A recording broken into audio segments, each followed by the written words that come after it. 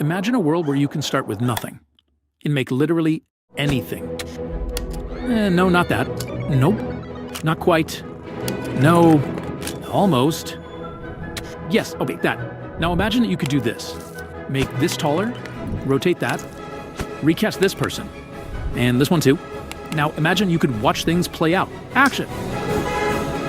Stop, wait. It's too much, right? Going too fast? Can you imagine anyone being able to create anything using only their imagination? That's crazy. Too crazy. Well, that's what some people think. It's too much. Machines that can create anything.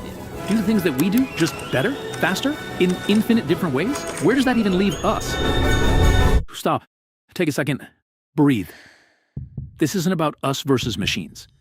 This is about machines that can make us better, faster, able to explore and express ourselves in infinite different ways. It's not about machines that can create anything.